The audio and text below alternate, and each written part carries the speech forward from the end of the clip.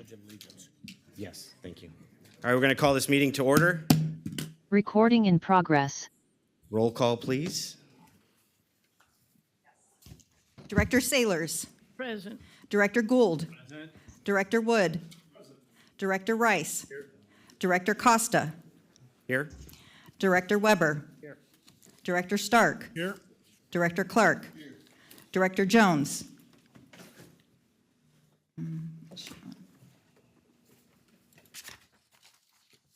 Director Jones?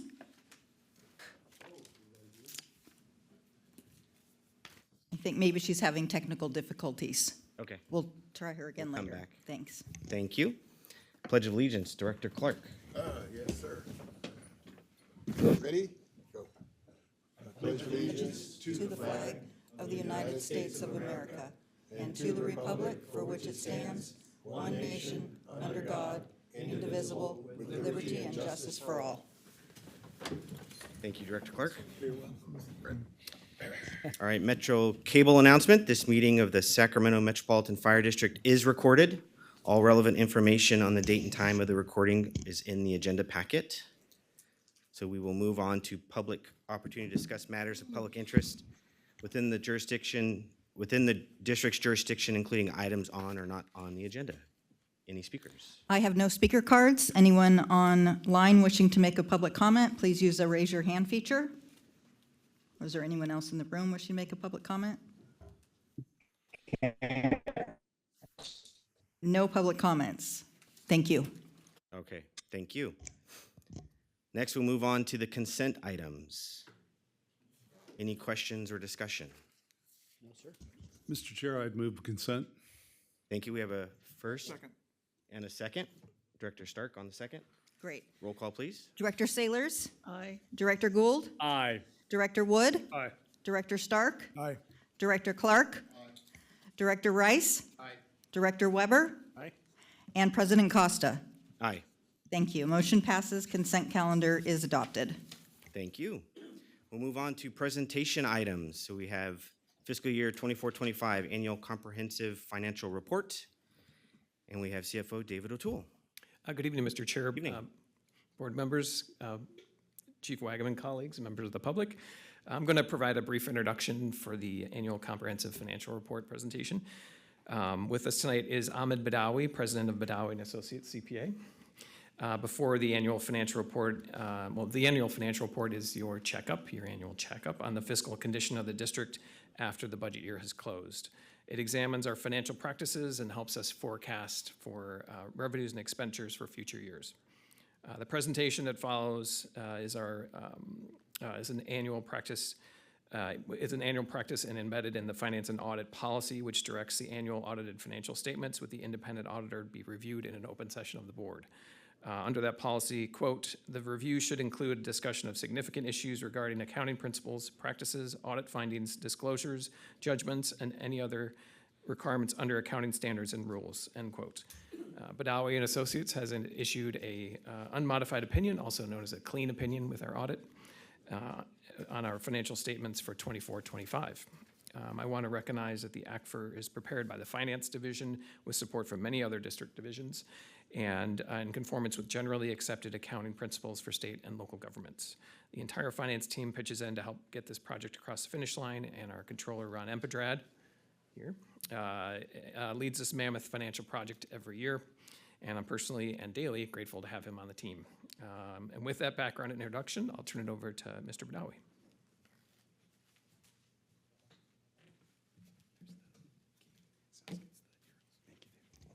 Welcome. Good evening. Good evening. My name is Ahmed Badawi. I was the partner on the district audit this year, and I will be presenting to you the results of the 2025 audit. So I'm going to start here, and I'll let you know the agenda for today, a brief overview of our firm and the engagement team assigned to the district, what were the deliverables and the scope of our audit, audit methodology, again, brief overview. I'm not going to bother you too much with it. Areas of primary audit risk, the type of audit opinion we issued, and summary, and that's it, actually. Sometimes we summarize the numbers in the financials, but I think Ron does a much better job than me, so I am not going to dive into the numbers. I've provided some of the required communications as your independent auditor, and also a brief overview of the new accounting standards coming your way. So I'll get started by an overview of our firm. So this is our firm by the numbers. We have about 25 years of experience. We're a very specialized firm. We work only with governmental agencies. We currently have about 65 government clients, about 21 special districts. We have about 30 employees, and so far we have 0 lawsuits, litigations, or disciplinary actions against the firm. We actually just completed our own audit of our quality control systems, and we passed and got a clean opinion as well. This was the composition of our engagement team. I was the engagement partner. We always have a quality control reviewer. This person is in the background reviewing our work, making sure that we adhere to professional standards. We had 1 senior, 1 IT specialist, and 3 professional staff assigned to the audit. In terms of our deliverables, we were mainly engaged to provide an opinion on the district annual comprehensive financial report. Because the district is subject to government auditing standards, we also issue a report on our consideration of internal control over financial reporting and on compliance and other matters. We also perform a single audit report, and this is a compliance audit of the federal expenditures. We perform an agreed-upon procedures on the appropriation limit, also known as the GAN limit. And then finally, communication with the governing body, which is what I'm doing today. As far as our audit methodology, so even though it's only a 5-minute presentation, but really this process go on throughout the year. It starts by early in the year with some planning, usually within our team, but also sometimes with reaching out to management, just gathering information about any major changes to either accounting system, debt issuance, sale of property, anything that we need to consider. During the summertime, we perform our interim phase of the audit. It focuses on evaluating internal controls and processes and performing risk assessment to design our audit procedures. Then we come back normally September, October, and we perform the year-end audit, which is a validation of the account balances, making sure that they are supported by audit evidence. And then finally, the reporting phase, the district draft their annual financial comprehensive report, and we provide an opinion on it. Obviously, we review it, we tie it to the numbers that we audited, and then we provide the audit opinion. Areas of primary audit risk. I always like to say that there are no risk-free audits. So any audit have some risks that are just inherent, and the risks that we identified for the district are pretty standard. They exist in most audits. The first one is the risk of management override of controls. Management is the one responsible for designing and implementing controls. They are the one who monitor them, and they can be sometimes in a position to override them. So we design our audit procedures to try to minimize that risk to an acceptable level.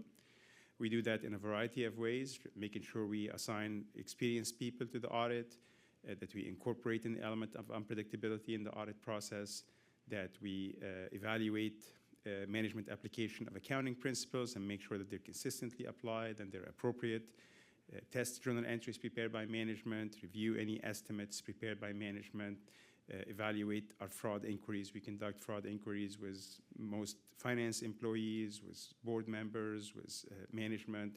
So we evaluate to see if there are any follow-ups needed on those inquiries.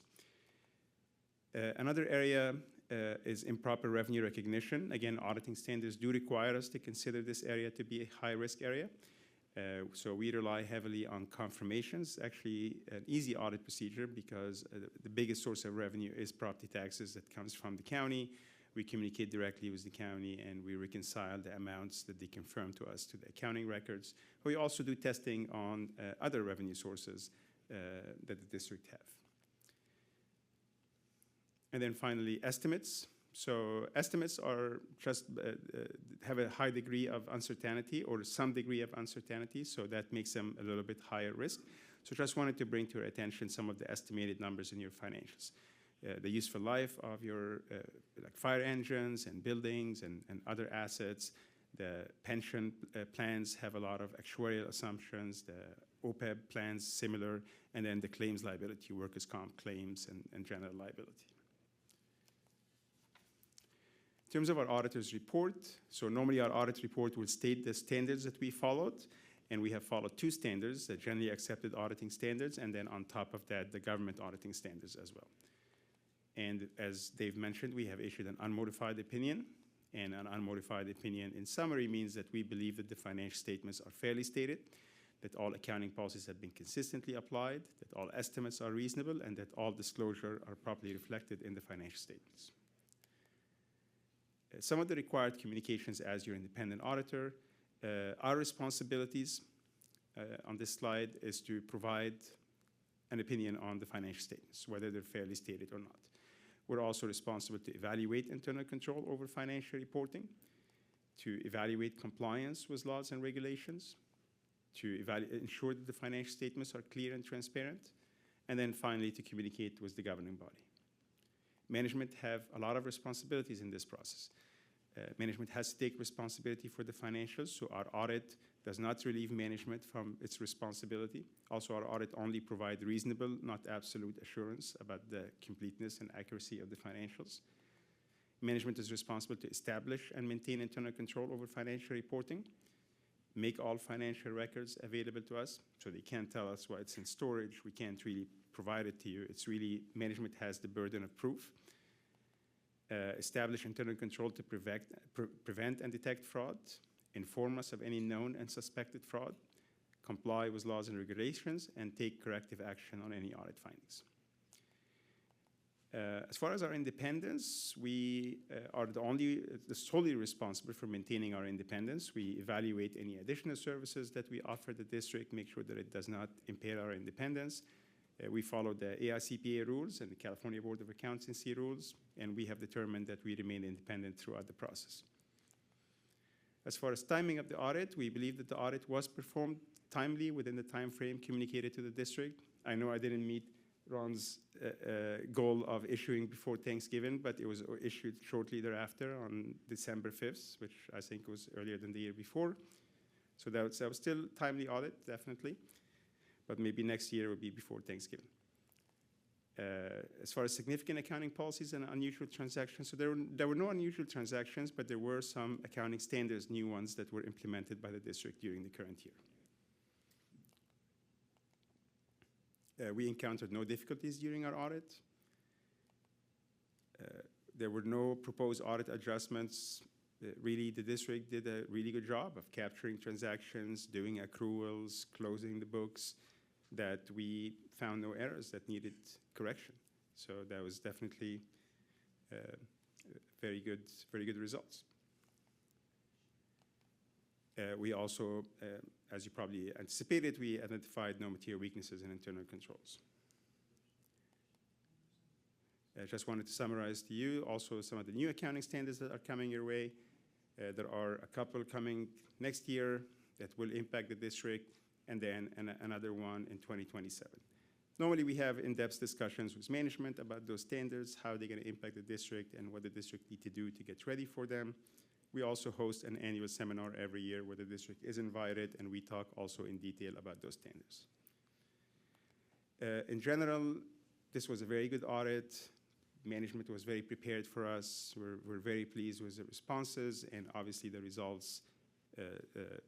Normally we can't, an audit that shows no issues is definitely good results. We can't write and say how good management is. We can only write when they're not doing what they're supposed to do. But the fact that we don't have any comments obviously reflect on how good this audit is. I want to thank you for allowing us the opportunity to provide service to the district, and I'm happy to answer any questions. All right, any questions from the board? Mr. Chair. Mr. Gould? Thank you, sir. You know, this is one of my most enjoyable evenings. I think given the current environment in our nation about fraud, to have this repeatedly show that you guys believe we're doing a reasonable job is outstanding. I don't know many people that understand an unmodified opinion. What does that really mean to the citizens of our community who just gave us, through a bond measure, a significant amount of money out of their own pockets? What does this mean to the average Joe? So an unmodified opinion is the standard boilerplate opinion that an auditor will issue when they encounter no matters, no findings, no issues that requires modification of the audit opinion. If we were to identify material weaknesses in internal controls or material misstatements, our audit opinion will be modified to basically reflect that we do not agree with some numbers, or some numbers were not prepared in accordance with accounting standards.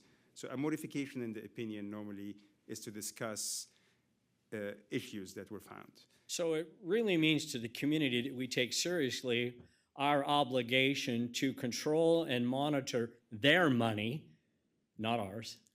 And we do it through an independent analysis of someone that has no direct connection to our organization so that we can ensure that bias isn't included in that unmodified opinion. Can you just share with us what the other term you all use on that opinion? Maybe one that's easier to understand? A clean opinion is what the district received. A clean opinion. Definitely. Obviously, as an auditor, I always have to qualify what I'm saying, that our audit only look at material items and only provide reasonable basis. So it's never a guarantee that nothing is happening or that there are no maybe small fraud ongoing at some level. We are never in a position to guarantee that 100%. But a reasonable assurance is a high degree of assurance. So, and that's what an audit. And I think that's what I hope that our citizens, our constituents understand is for many years in a row, this is the standard that Metro Fire has set. And I think that needs to be out front in today's narrative as it relates to public agencies like ours. We are taking care of your money. We're doing everything we can to spend it correctly, to eliminate fraud, and all the things that I think our citizens need to hear. And this is such a great night because I think one of our biggest responsibilities is to spend the money they've trusted us with at the highest level, and we're doing it. Thank you very much. Thank you. Thank you, Director. I do have a follow-up question. The last slide, you mentioned new accounting standards. Can you briefly talk about those? The What we're new gonna see ones that were 2026? implemented? Yeah. So this year, I would say that the more significant one was how the district account for vacation and sick leave. There was a new standard that provide additional guidance on what is considered a leave and also estimate what's more likely to be paid or liquidated or used by an employee versus just taking all the hours and put them into a liability. So it's just required more estimation on management side. I would say that was the most significant one for this year. All right, thank you. Any other questions from the board? All right, thank you very much. Thank you for having me. Thank you. All right, our next presentation item, fiscal year 24-25 Community Annual Report and fiscal year 23-24 Popular Annual Financial Reporting Award. Mr. Chair, if I can, there was like a second part of that prior presentation, but I'm going to try to roll through this all pretty quickly. All right. I'm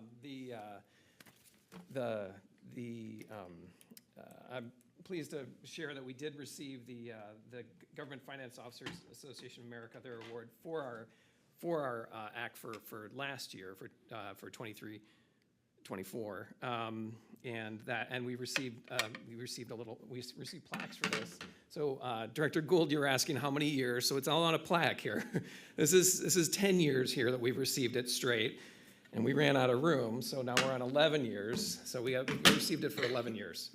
I know for those not watching on screen, I'm holding up a plaque with 11 indicators that we've received the GFOA award for excellence in financial reporting 11 years in a row. And we anticipate with the ACFR that you received tonight, we will submit that again and hopefully make it a clean dozen. So that completes that part of the report. And Thank you, and congratulations. Thank you. Yeah.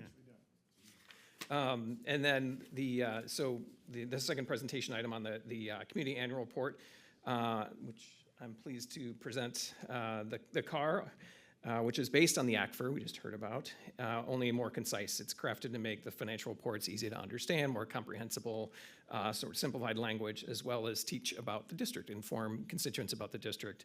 In this year's CAR, we commemorated our 25 years of service with the slogan, "Built by many, serving as one." There's some interesting did you know facts about district history, as well as a description of our major operational improvements over the years. Ryan Pedred also is the lead on this and compiled the report. And we did receive our seventh award on here for our CAR last year, and we anticipate submitting it for an eighth. You're gonna need a cart to move those awards around. My arms are Yeah, giving move out. all. Yeah, that concludes my presentation on the car. Should I continue on the third piece? Yeah, yeah, well, really quick, any questions? Oh, sorry. from the board? Director Weber? Do we get a copy of that report? Yes, I brought some tonight. Thank you. I understood they We'll get them on were break, but distributed thank you. last. yeah, there's, I'll give you some. After. thank you. Thank you. Any other? No, okay, please proceed. Okay. Rolling right into the next presentation. So we just heard about the annual comprehensive financial report, the ACFR and the CAR. The third GFOA award we've received pertains to our annual budget called the Distinguished Budget Presentation Award. The criteria for this award are clarity, comprehensiveness, and accuracy, and the district has now won it 3 years in a row. And we're waiting for our third button to go on this plaque here from the GFOA for our budget. But what it also signified is that what tonight we're commemorating is that when we received this first award back in 23-24, it aligned. It was the same year we also received the same award for our ACFR and our CAR, which qualifies eventually when they announce it, which was like 2 years later, for what's called the Triple Crown. And a little bit about the Triple Crown is that Metro Fire was one of 403 Triple Crown awardees from states, provinces, and local agencies and special districts across the U.S. and Canada. We're one of 47 awardees in California, and we're one of 2 fire districts across the U.S. and Canada to receive the Triple Crown. So with that, my presentation is concluded. Thank you. Oh, that's fantastic. Fantastic. Any questions or comments? Yeah, exactly.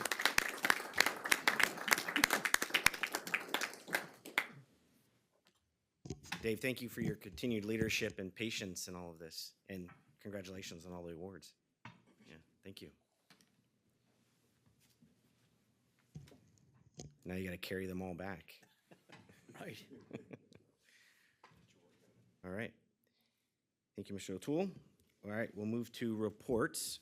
So President's report, a couple items for my colleagues. Met with the chief earlier in this week, and our board policies and procedures were updated last in 2016. So we're in the process of updating those. So we'll be bringing them back to the executive committee next month and then to the board. We also talked about a communications plan for the board, which will be, staff is working on. It'll be bringing it to the executive committee and then to the board to make sure we're fully aware of what's going on and transparent.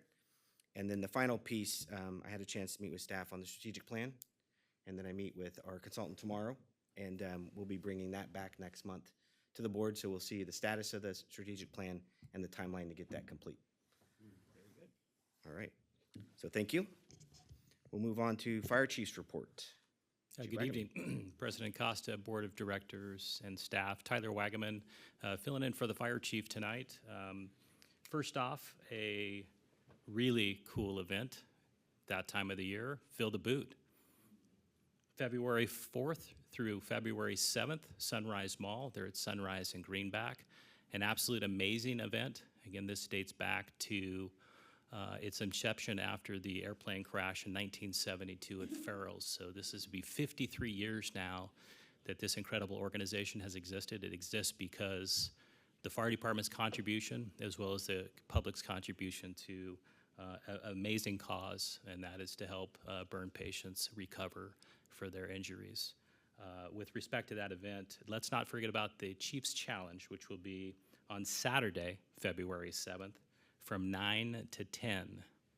And Chief Pratt, if you're out there, you can see me on the camera. We're coming after that big award this year. We just allowed them to hold on to it for over the winter months. But we want it back. We know we earned it, and I know we have the right people and the right contributions in order to take that title back. So hope to see all of you there, and I too will be contributing along the way and shaking the boot, hopefully along your side. Chief Graff, you are here. Now I want to recognize one of our members for his years of service. Chief Graff began his fire service career with the Winters Fire Department as well as the City of Chico Fire Department. He joined the American River Fire District as a firefighter paramedic in October of 1994. He served the district until January of 2000. Then he worked for the city of San Francisco for a few years before returning to Metro Fire. He was promoted to captain in January of 2011 and then battalion chief in January of 2019. Throughout his career, he has demonstrated dedication, professionalism, steadfast leadership, earning the respect of those he serves, those he leads, and those he works alongside. This milestone recognizes not only 25 years, but a lasting impact on his commitment to this district and the community that he serves. Chief Graff, if you could please come forward.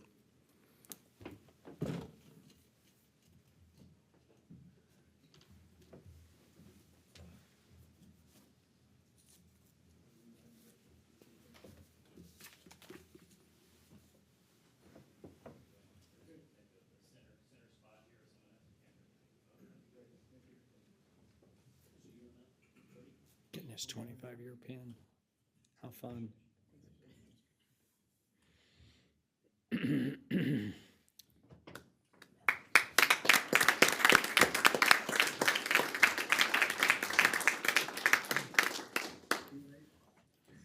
Board of Directors, Chief Wagaman, thank you for the recognition, 25 years. I'm looking forward to the next 25. So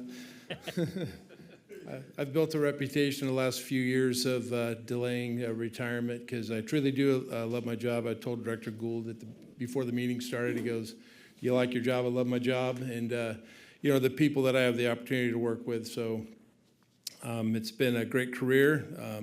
I've remained healthy. I plan to do so throughout the next several years, and we'll see what retirement looks like. I plan to be doing a fair amount of flying, and that's a great passion I have. It keeps me out of mischief, and so my wife's on board, which is the biggest part of that that mission with the flying. But I've got a bright future in that as well. But Metro Fire, American River, all the agencies I've worked for, it's been a tremendous pleasure, and thank you for the recognition.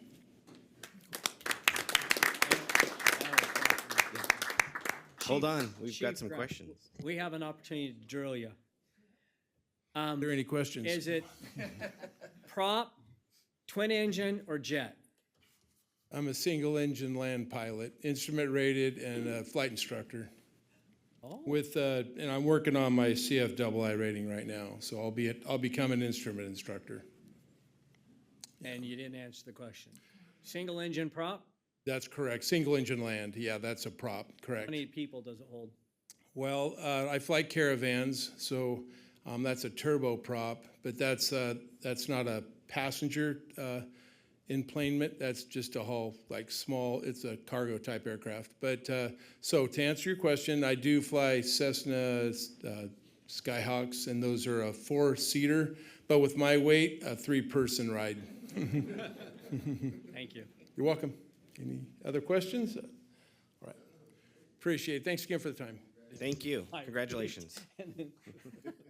Thank you, Chief Graff, for your 32-plus years of fire service dedication. That concludes the Fire Chief's report. Thank you. Thank you, Chief. And I know it says we have no report for operations, but I do have a question. And I know we made some changes. So how's it going? I wish I had a couple hours to talk with this microphone right now. It is going fantastic. What a privilege to work with a team of highly capable people. The 6 chief officers, assistant chief officers, the 18 battalion chiefs, absolutely phenomenal, as well as the 134 captains. We have set the stage to where we're bringing a lot of new ideas and things that we have wanted to accomplish for many years.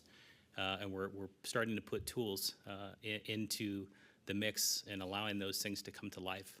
And we're going to hear about one of those things here tonight through the EMS division. So progress, and 2026 is going to be absolutely amazing. Very good. A lot Thank of you. progress. Yep. Thank you. Any questions for the chief? All right. Thank you, Chief. Administrative report. Chief Rica. Good evening, President Acosta, members of the board, Chief Wagaman, guests, and colleagues. Joe Furica, Deputy Chief, Administration Branch. Tonight, got a few updates for you from the Community Relations Division. The Members of the Year celebration is coming up. It's February 27th. We'll be honoring the 2025 Members of the Year and those receiving commendations. RSVP details will be communicated in the near future. Can't talk tonight. Fire station open house. Community Relations is in the process of scheduling a fire station open house at Station 50 for the upcoming spring. Further details will be provided as they are finalized. April 26th, we'll be hosting the CSFA NorCal Fire Muster. That is for the Explore Age participants from all over the state to showcase their knowledge and skills in fire musters. The event is organized by CSFA and alternates annually between Southern and Northern California. And in June, we'll be hosting fire camp. Planning is underway for that currently. And there has been an email sent to all members inviting them to sign up to be counselors for this year. Our largest youth outreach event. Eventually I'll get this right. And then we are also in the process of assessing whether or not we have the ability to host a South Area fire camp as well to better serve the community. So that's a work in progress. From Human Resources, firefighter paramedic recruitment is ongoing. It closes on the 29th, and interviews are scheduled for the first week in February for that. Our IT comms division has received 2 medic remounts, and both of those medic remounts are completed and should be going into service soon. We've received several of the Motorola portable radios that were approved previously by the board, and they are in the process of being programmed so they can be placed in service. And Dave didn't talk enough about himself, so I'll add to it as well. So the Finance Division recently assessed its progress towards their 2025 goals and recognized full achievement of 7 of the 14 goals, partial achievement of 4, and held over 3 goals for 2026. Areas of success in 2025 were updating policies, improving communication training and mechanisms, reducing items identified in the 2024 fraud risk assessment, lowering the accounts payable processing time, and resolving work tickets with the Oracle Enterprise Resource System. The division drafted goals for 2026 that included an emphasis on professional training and conferences, instituting new practices and policies, and resolving high-priority work tickets affecting payroll. And one last thing I'd like to mention is starting on February 4th, it'll be our second Citizens Academy will be starting. And you're all welcome to participate in that process. That'll last through February and March and into April. And the last one was a great success, and we had great participation by the community on that. So look forward to seeing some of you at that event. And that's the end of my report, unless there's any questions. All right, any questions? No, sir. And we'll be getting an email on. Yes, perfect. We'll make sure that happens. Yeah. Thank you, Chief. All right, thank you. All right, it looks like we don't have a report for support emergency medical services. So we'll move on to firefighters local 522 report. We have Vice President Scollard. And he's bringing everybody. Yeah. Good evening. Good evening, President Costa, fellow board members, Acting Chief Wagaman, colleagues, members of the public. Sean Scollard, Vice President, Local 522, representing Metro Fire. As you can see, a little bit of a group this evening. So as I've mentioned in the past, like we go through elections, and this is your newly elected executive body on 522, representing Metro Fire. So I would like to give them an opportunity to introduce themselves, tell you what position they have recently been elected to. And then there's one person missing from our group this evening, but he's a familiar face who is remaining on the board, and that is Director Brett Randall.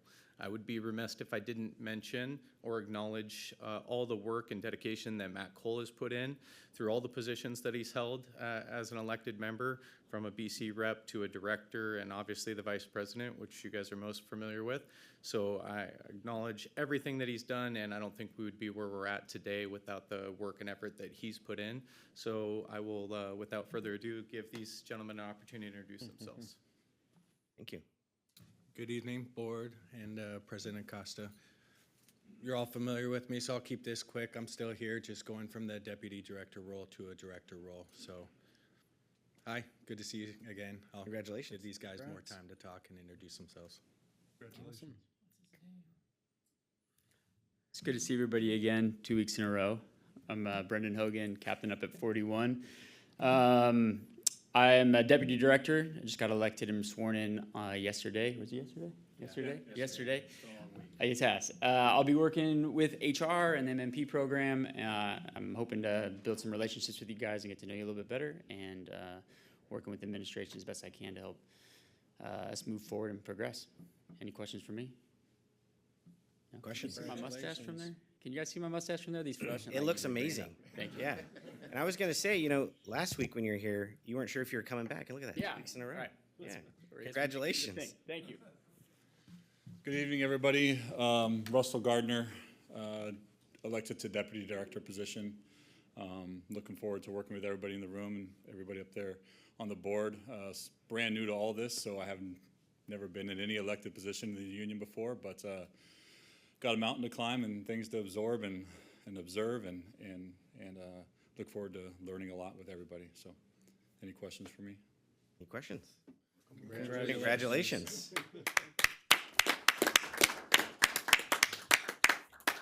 I know some of you are aware there's not a long line of individuals stepping up to take any of these positions. I take that as a compliment. It tells me that what we're doing, people are happy with.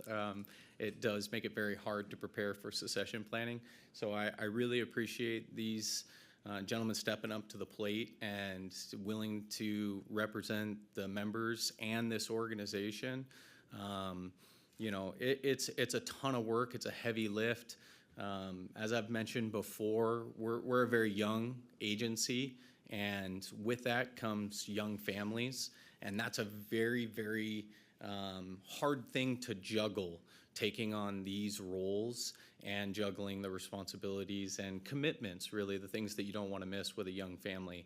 And so for them to step up to the plate and take this on, especially some with no experience in an elected position, I think I made the analogy in negotiations yesterday that for Russ specifically is that he's drinking out of a fire hydrant right now. It's just, there's so many things coming into it, and we didn't tell him everything because I didn't think that he would keep his name, in the hat. And so, we're hitting him with a lot of meetings this week, and, just continuing to stack them on. They got a taste of a little bit of what executive board is and the dynamics there. There's a lot of travel coming up this year, and some are going to make that travel and some are not, and that's really the makeup of our team, is that we want to make sure that we have representation everywhere. I just got back from, a couple weeks ago, from San Diego. We're there to support our brothers and sisters with CAL FIRE 2881's convention. I know Director Rice was there. You probably wonder, what is 522 doing in San Diego there for, CAL FIRE's convention? That sort of thing matters. Having those relationships doesn't happen overnight. It takes years to establish a relationship, and with those relationships comes trust. And when you build trust with other unions, with other brothers and sisters that can relate and are doing the same thing that we are doing, we're there to get each other's back. Whether it's legislative agenda at a state level through CPF, or whether it's at a national level, we are there to get each other's backs because we're all dealing with the same challenges, whether it be mental health, whether it be cancer. The challenges exist for all of us, and we're there to support each other. No differently than we're there to support each other through political action. And the relationship with 2881 has paid dividends, and let it be known, Metro Fire benefits from those relationships. They benefit directly from those relationships. And I'd like to thank 2881 for their support. The $14 million that we secured for the training center. They signed a letter of support for us receiving those funds.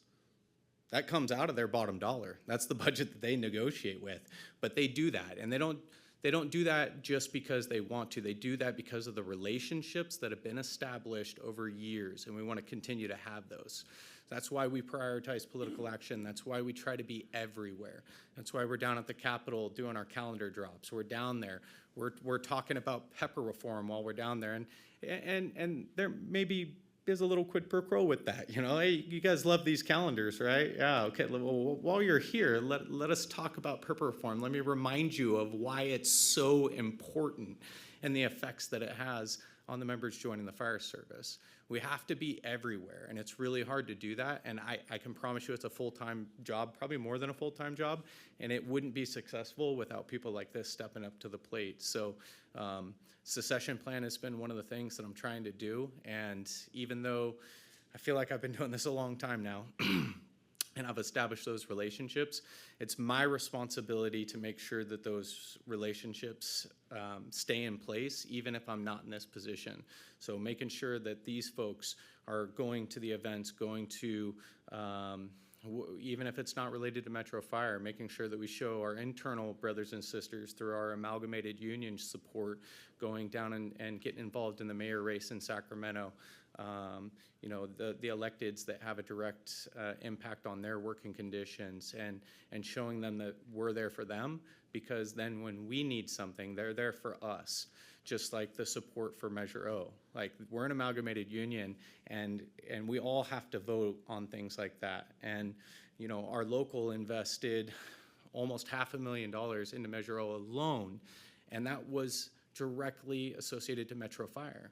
Measure O didn't necessarily help any other organization. It may help with, you know, our bordering agencies, you know, making sure that we have equipment that's not going to break down and things like that on the road.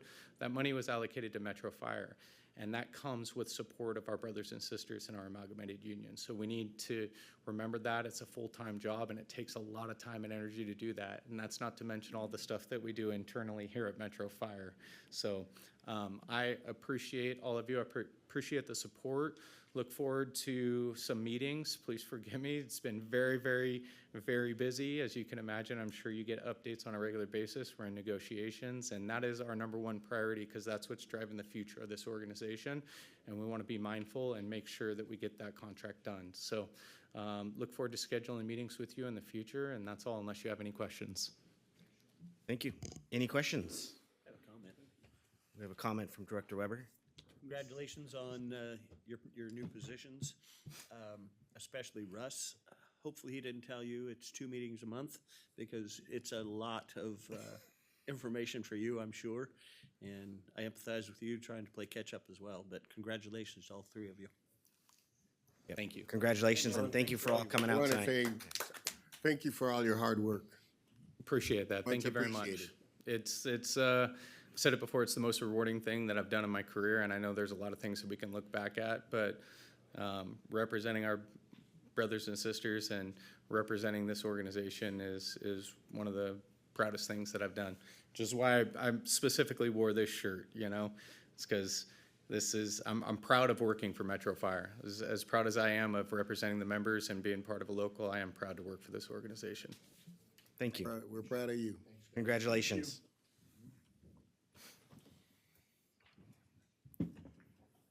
All right. We'll move on to committee and delegate reports. So Executive Committee, our next meeting is scheduled for February 12th. The time is moved up to 4:30, so we'll be making an adjustment there. All right, Communications Center, JPA. Chief Rica. Good evening again. Joe Furica, Deputy Chief of Administration, with your Comm Center JPA Board Report. The Comm Center JPA Board last met on January 13th. During that meeting, the board approved a radio equipment replacement purchase that is in direct support of investing in the Comm Center's long-term facility, technology, and communications needs. This purchase is to replace existing hardware that is no longer supported by the manufacturer. Through the purchase, savings were achieved by leveraging a large interagency purchasing agreement, which allowed the savings to be used to purchase additional needed radios and accessories. There was no other reportable action taken. The next meeting is scheduled for February 24th. Unless there's any questions or comments, that's the end of my report. Thank you. Any questions? No, sir. No questions. Thank Thank you. Finance and Audit Committee, Director Stark. Yes, we met this evening, and I was lucky enough to get to chair that meeting. We received the bi-monthly fiscal report through October 31st. That was due to us, and we're going to get another one here in the next board meeting, which is our next Finance Committee meeting, which is February 26th. All right, thank you. And then the Policy Committee, the next Policy Committee meeting is February 12th. All right, we'll move on to board questions and comments. Director Sailors. Thank you. Director Gould.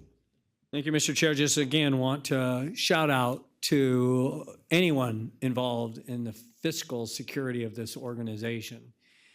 We take an oath of office, and one of the primary responsibilities, fiduciary responsibilities, and I can tell you that it saves me a lot of sleepless nights when I know that you all have set a standard that's incredibly high, and I think frankly unmatched by most independent special districts, not only in the state of California, but in the nation. So in a time where there are some pretty significant conversations about the mismanagement of government funds, I just want our citizens to know that ain't happening here, okay? And that's huge to me, so congratulations. Thank you, Mr. Chair. Thank you, Director. Director Wood. Thank you, Mr. Chair. I'll echo what Director Gould said, and I will add, just as a follow-up on Chief Wagaman's comments, Chief's challenge, we can't wait till the 7th to get out there and stuff the boot. All of our neighboring chiefs have already planned various events throughout the community to get their boots pre-stuffed. So I would like to figure out how we can get ours going, because I want to get that trophy back as well. And not just the selfish need of having the trophy, but you can't support a better organization.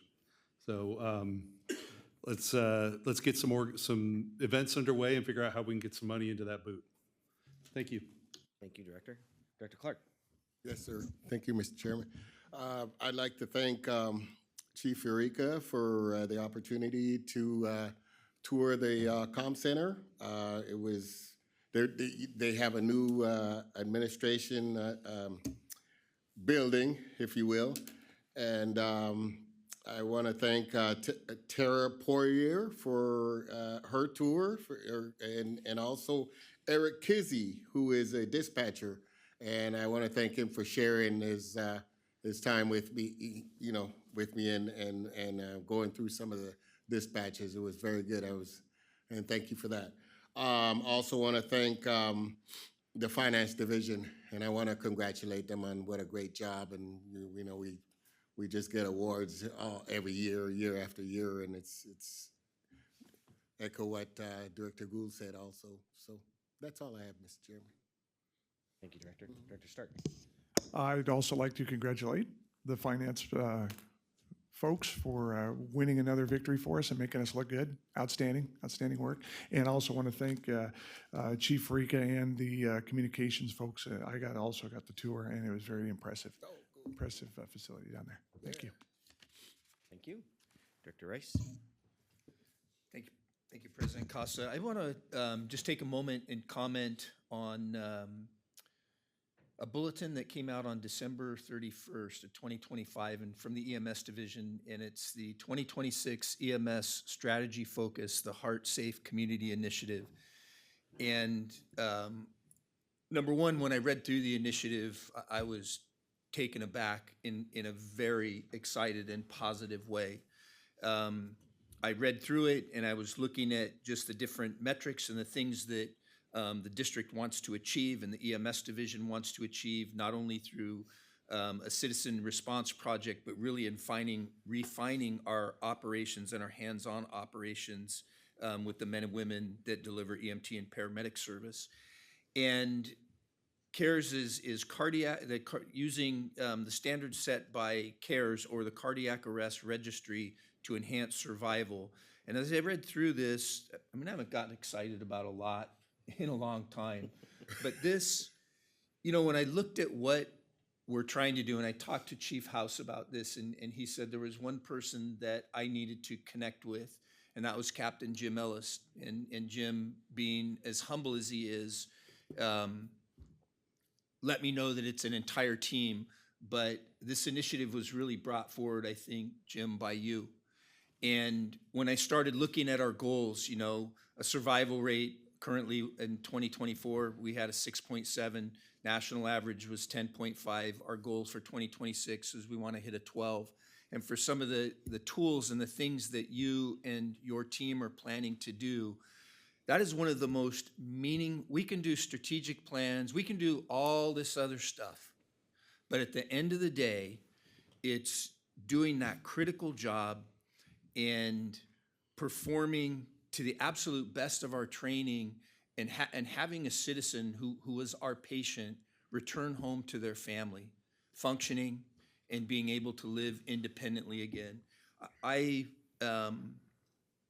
going to retire from my day job in April. I'll have a little bit of free time, but I will do just about anything to help you and your team push this ball forward. And I'll kind of close with this. This is so interconnected. Jim and I spoke a week or so ago, and he talked to me about an incident that happened within his family and what kind of drove him there, and I don't want to tell that story. But tonight he said, hey, do you know the Sturgis family? And the story with that is Joe Sturgis was a drowning victim in Jenate's area at the time, Gary Vickery, who's since passed, and Bill Botorf, engineer, who's since passed. We did CPR on that kid. He was 18 months old. It was either 39 or 40 years ago. It was either 86 or 87. And he lived a full life, is married, has a family. I was told today has a baby. But how does that story circle back? And it circles back on a night like tonight. And it really struck me, Jim, that we do all the things that we do. Set service delivery, talk about budgets. A lot of it isn't sexy and fun, but it makes our world go round. And everybody that works here, this is the kind of program why we want to make our world go round. This is why we want to have finances that are dialed in. This is why we want to have a labor contract that's affordable, sustainable, and provides a good living to the men and women that work here and invest their time here.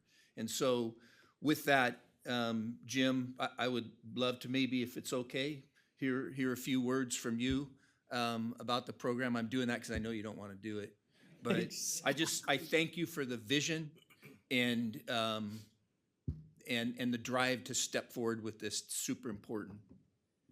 Thank you, Director Rice. Thank you, everybody. Director Costa, Board, Chief, everybody in the audience. I'm really humbled, excited, and proud that we're moving forward with this initiative. It's really a campaign. It's internal, it's external. The work that we're going to do in 2026 to improve our ability to deliver service at a ALS level, at a high performance CPR level, it's going to translate over beyond just how we treat a cardiac arrest victim. We have the opportunity to train how we look at training on EMS in general, and I think we're going to see by the end of this year a fascinating change in our culture related to EMS approach. But that's just the internal piece. The external piece is super exciting. We've had some major achievements already. I talked the first time I was up here about our integration with fire dispatch and now how they're using the AED registry, Pulse Point, and they have the opportunity to tell a 911 caller that there is an AED there instead of asking, which saves a tremendous amount of time. Monday, I think we're going to be able to finally upload our mass upload of the next part of the registry, which is all the rest of the known AEDs in the county, maybe another 500. That'll put us at about 1,000 on our registry. And then it's going to be the tedious process of making sure there's no duplicates. and finding all the unknown ones and getting them on our registry. Today I learned we have 4 additional 24-hour public access AEDs going in. They were just purchased. We have as many as 10 to 15 more that parks districts are getting ready to purchase and trying to find a way to install those.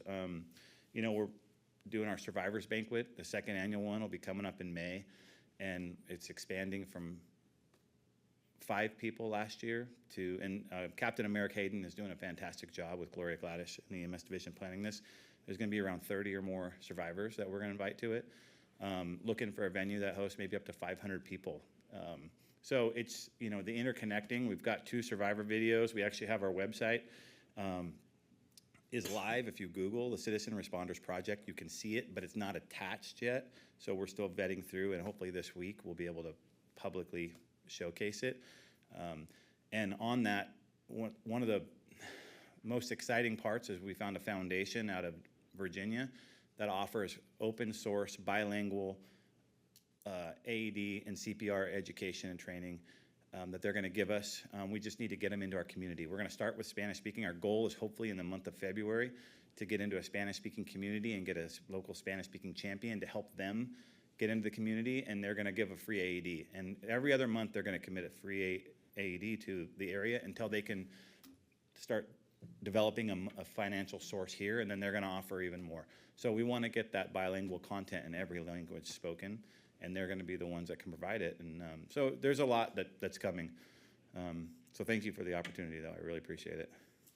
Thanks, Jim. And I'll tell you this, the chances of a guy like me or my wife needing an engine to put the fire out in our house are probably not super likely, but the chances of us needing the assistance of paramedics and EMTs from Metro Fire for a cardiac type event are a lot higher. So Grant's looking at me going, man, he's changed his tune over 30 years. But it's a big deal. Thank you for this. Yeah. And thank your team. Thank you. Don't you walk around with monitor wires? Leads, yeah. Leads I think he's. I do have to say it's not just the EMS division. April West in community relations and Kyle McDonald are doing a ton of work. They're just right there in every meeting and going out. So it just crosses every division.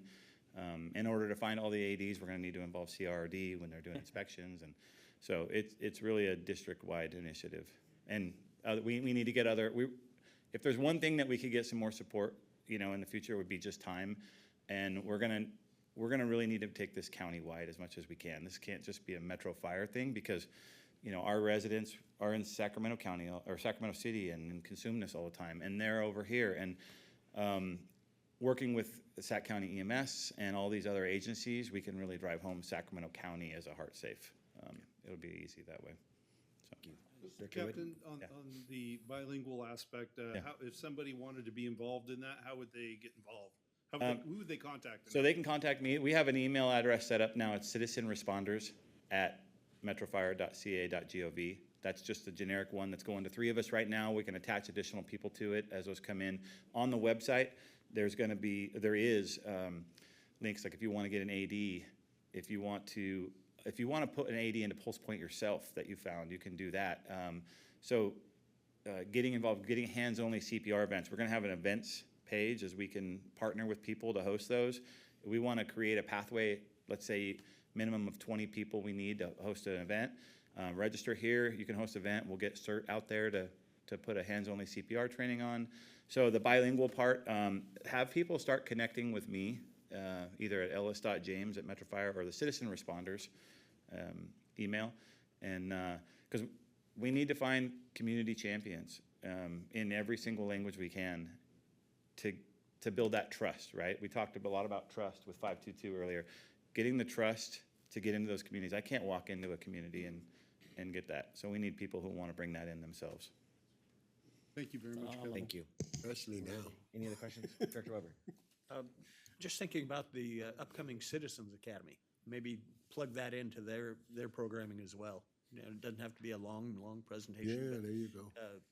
inform them as well, because they're really the folks out there that are touching their neighbors.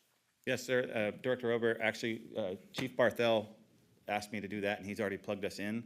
I believe the date is on the community relations date. But yeah, that was the first thing that he said too. So yeah, we'll be there. He's a very smart man. Yeah. Fantastic. Director. Thank you. Thank you. Thank you, Director. And Weber. I just want to remind folks of a couple events. The coach is not here, but certainly fill the boot. Oh, yeah. But also the Health and Wellness Fair, I believe it's on the 11th. it is the 11th. And I'm sure Marnie will update us on the events calendar schedule that we get. But a few of us attended that last year, and it was very informative. Saw a lot of line personnel there as well. So just keep that on your calendars and thoughts. All right, thank you. Thank you, Director. And I'll just say again, Dave and team, congratulations, and thank you for all you do. And thank you for everyone for all your input and presentations tonight. And with that, we'll go ahead and go into closed session. Recording stopped. Good meeting. Recording in progress. Thank you. So we're coming back from closed session, and we'll turn it over to legal counsel for report out. John. Thank you, Director. The board met in closed session under the items listed in the closed session agenda.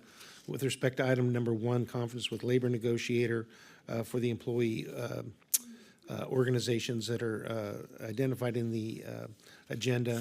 Negotiator was Deputy Chief Joe Farica. No reportable action was taken.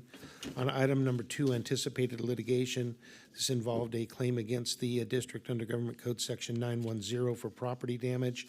The board voted 9-0 to deny that claim. The last item was conference with legal counsel, item number 3. No reportable action was taken. Thank you. Thank you. And with that, it brings us to the end of our meeting. Our next board meeting is February 12th at 6 p.m. Meeting adjourned. Recording.